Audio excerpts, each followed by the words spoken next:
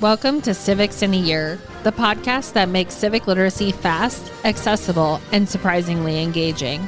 In just 10 minutes an episode, we'll tackle one of 250 essential questions about American democracy, how it works, why it matters, and what it means for you. Whether you're a student, a teacher, or just someone who wants to better understand your country and your rights, you're in the right place. Civics in a Year is powered by the Civic Literacy Curriculum from the Center for American Civics and is produced in partnership with the School of Civic and Economic Thought and Leadership at Arizona State University.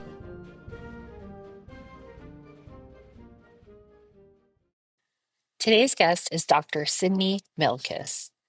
Sydney Milkis is the White Burkett Miller Professor of Politics at the University of Virginia and interim director of the Program on Constitutionalism and Democracy. He is an award-winning educator and a leading scholar of the American presidency, political parties, and democratic development. Professor Milkis is the author or co-author of numerous influential books on American politics, including works on the presidency, reform movements, and the evolution of constitutional democracy. He is also the co-founder of UVA's Project on Democracy and Capitalism, which examines the relationship between self-government and markets. Okay, welcome back, everyone. I'm very excited to have Dr. Sydney Milkis with us today. And today we're talking about how the progressive era shaped both major parties. So, Dr. Milkis, thank you so much for being here. And that is it's a really big question. But how did the progressive era shape both of the major political parties? Yeah. Thank you for having me, Liz. It's nice to be here. The progressive era was a response to major social and economic changes in the country, Liz. In the 19th century, it's fair to say for most of the time we had limited government, a highly decentralized government with power at the state and local level. There were interruptions to that. Andrew Jackson, I guess I should mention Thomas Jefferson, since he's the founder of my university, Andrew Jackson, Lincoln. But those were episodes during political and economic crises, and power tended to be episodic in the 19th century for presidents and the national government. And so you had a party system that was highly decentralized, and we had a highly decentralized party system at that time based on, and because it was provincial, and I mean that positively, it was in the community. Mm-hmm. It was really fueled by a patronage system. To the victors go the spoils of the enemy. And so whichever party was in power got to appoint party loyalists to offices. So that party system was really strong up through the 20th century, and two major events happen which begin to require a response on the part of the Democratic and Republican parties. One was the Industrial Revolution, hit the country like a gale force. It led to a concentration of economic power the country had never witnessed before. We were a country of primarily in the 19th century, of farmers and shopkeepers. And then these giant corporations emerged in the Industrial Revolution, requiring more from the national government. Also, as we became an industrial power, Liz, then there were also pressures for us to get involved in world affairs.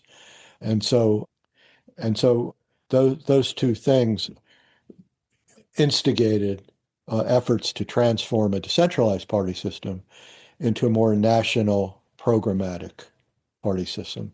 And the progressive era was a reform era that was dedicated to making that change.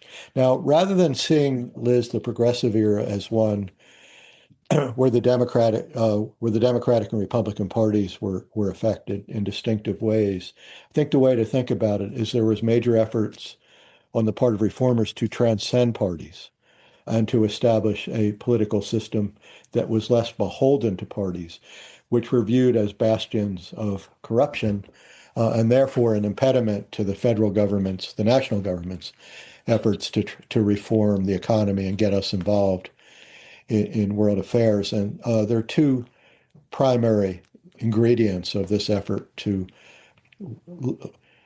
transform the politics in the United States. One was a commitment to direct democracy, as Theodore Roosevelt called it, pure democracy, which was an effort to establish a direct relationship between the people and public opinion that wouldn't be mediated by these decentralized by these decentralized parties. Liz, it's during the progressive era, which is demarcated by the first 2 decades of the 20th century, that public opinion really becomes a, a, a, a really important dimension of American politics, an attempt to appeal directly to it. So this is when we get the primary system. We get the beginnings of the primary system, which first occurs at the state and local level in state races and also congressional races, and gradually is applied to the presidential selection process. And this is an important development because it weakens the convention system, the system that had the key party institution that's developed during the Jacksonian era, which gave state and local party leaders the opportunity to make nominations, both for Congress and for the presidency. So that begins to become a more direct process where candidates appeal directly to public opinion. It's a more candidate-centered process. The other thing that, and there are the other thing that happens, and I'll mention them. There are also a bunch of other things we can talk about. I'm trying, but the two major things are direct democracy, and the second thing is the strengthening of the presidency. So what we get in the 20th century is efforts to expand the national government's responsibility with respect to regulating the economy and getting involved in world affairs, to protect individual men and women from the vagaries of the marketplace and abuses of big business. And as the national government grows, Liz, it's natural that the national office, the presidency, grows. So the president begins to replace the parties and assume many of the responsibilities that the party once assumed as the principal focus of the American people. As Theodore Roosevelt put it, this is a beguiling phrase that I love. I love conveying to my students that Roosevelt said the president must become the steward of the public welfare.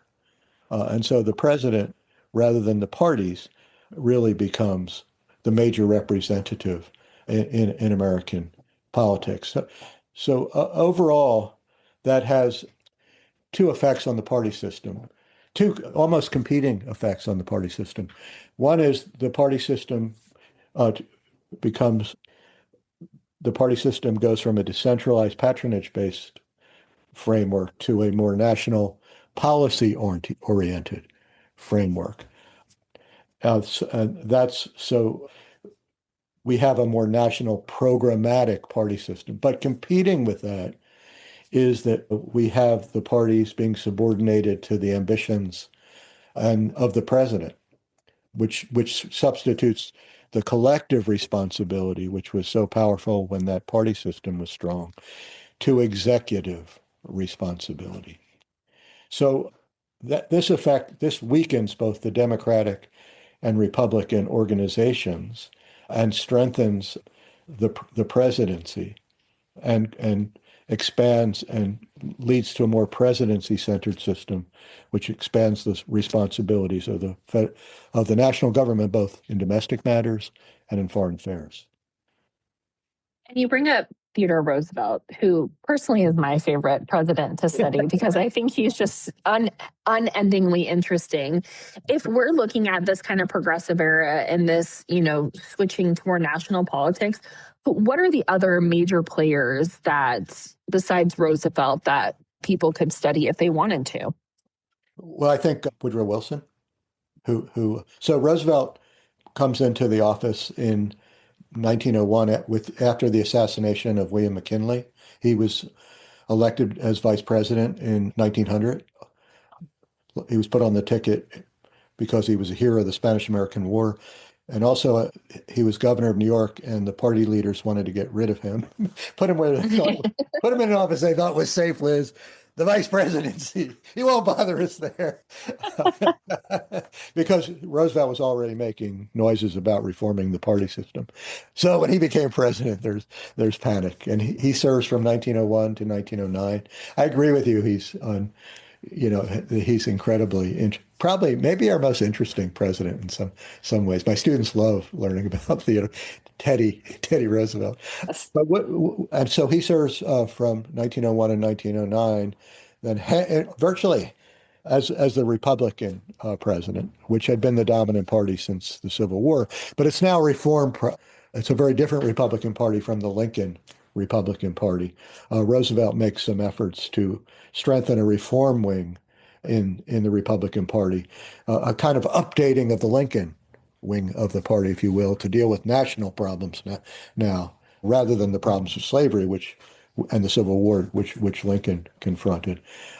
So he hands off power to William Howard Taft, who was his Secretary of War, and Taft serves as the Republican president from 1909 to 1913. And Roosevelt is disappointed in him because he doesn't carry on the progressive torch as much as he had wanted. And he was more compliant to the other wing of the Republican Party, which is a powerful business wing of the Republican Party that grew up with the Industrial Revolution. And so Roosevelt challenges him with the Progressive Party campaign of 1912. That splits the majority Republican Party.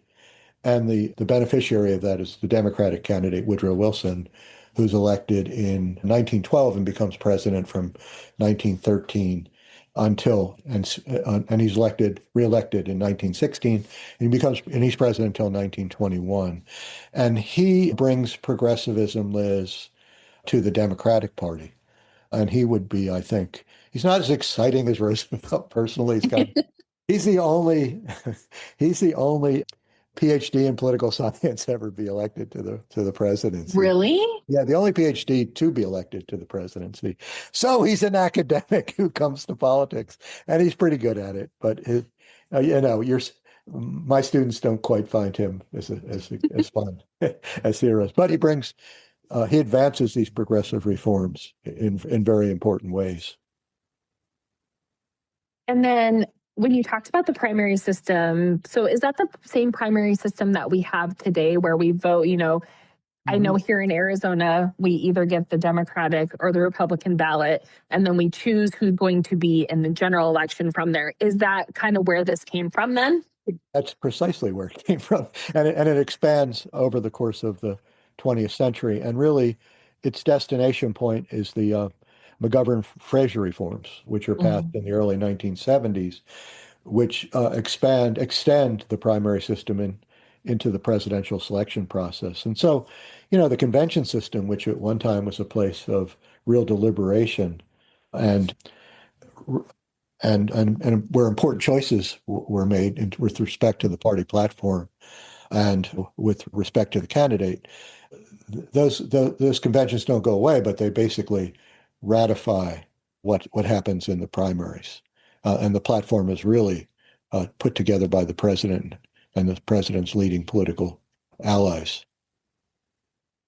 Thank you so much for this. I know that we're going to do our next episode. We're going to talk about another Roosevelt, and we're going to talk about how the New Deal kind of realigned parties. So, Dr. Milkis, thank you so much.